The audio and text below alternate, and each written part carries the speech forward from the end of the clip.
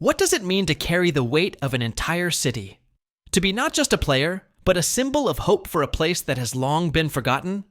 For one kid from Akron, that weight was placed on his shoulders before he could even legally drive. He was called the Chosen One on the cover of a national magazine before he ever played a single professional minute. The world was watching, waiting to see if he would rise to meet the impossible hype or crumble under its immense pressure. This is the story of a kid named LeBron.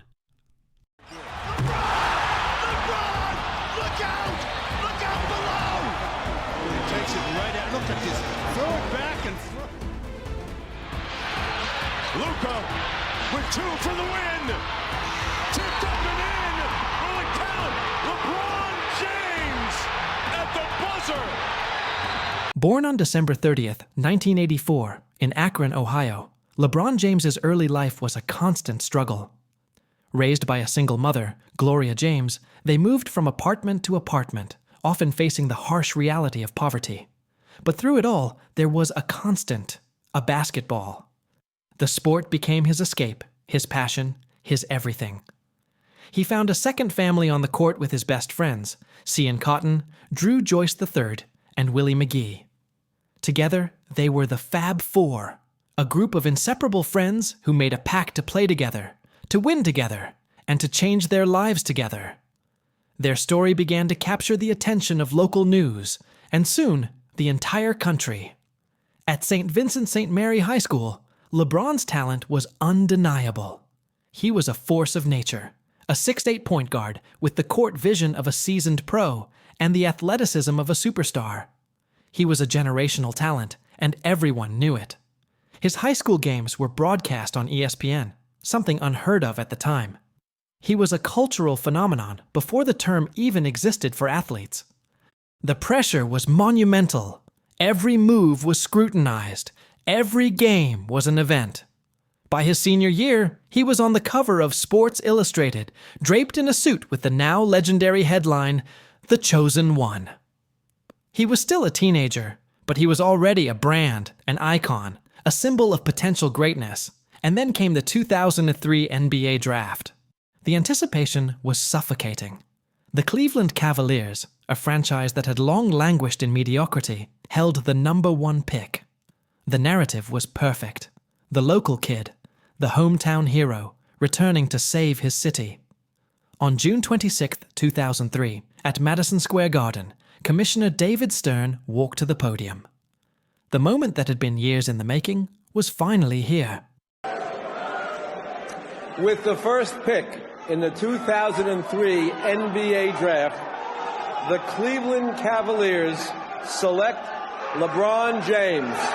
The journey had begun. From the very first game, LeBron was a revelation. He dropped 25 points, 6 rebounds, and 9 assists against the Sacramento Kings in his debut, a performance that shattered expectations and instantly proved he belonged.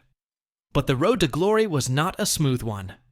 For 7 years, LeBron carried the Cavaliers.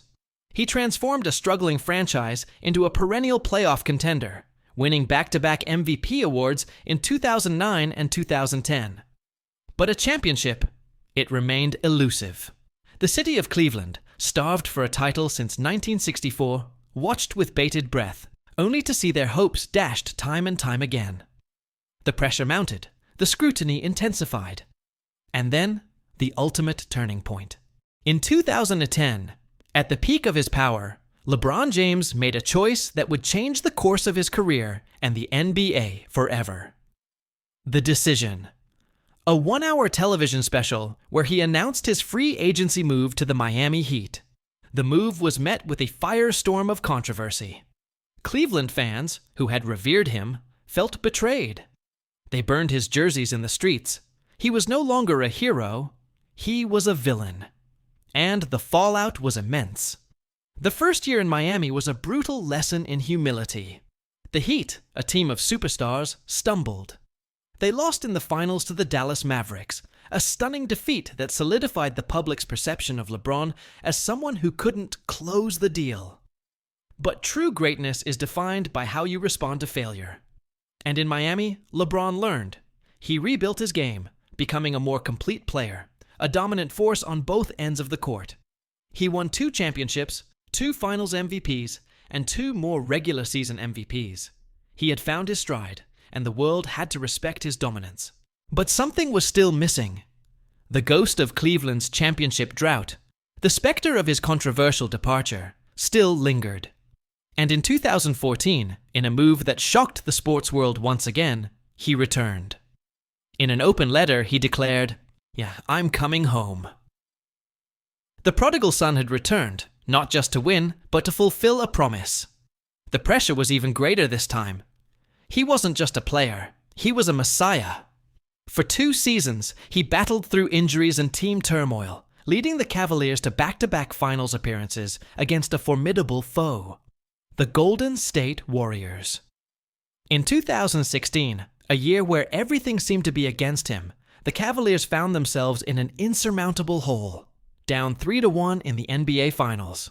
No team had ever come back from such a deficit. The stage was set for the defining moment of his career. Game 7, a packed arena, the fate of an entire city on the line. With less than 2 minutes left and the score tied, it was time for a play that would be replayed for generations. The Warriors' Andre Iguodala broke free for what looked like a go-ahead layup, but out of nowhere, a blur of red and gold appeared. A chase-down block. Not just a block, but a historic, gravity-defying, championship-saving rejection that defied all logic. It was a play that encapsulated his entire career. Relentless effort, unmatched athleticism, and the unwavering will to win. The Cavaliers won. The curse was broken. 52 years of pain, of waiting, of disappointment, vanished in a single cathartic moment. LeBron had delivered on his promise. He was a hero again. The rest of his career has been a testament to his longevity and continued dominance. From his move to the Los Angeles Lakers to his record-breaking scoring feats, he has consistently redefined what's possible for a player in their late 30s. He's become a billionaire, a global icon, a philanthropist who opened the I Promise school in his hometown.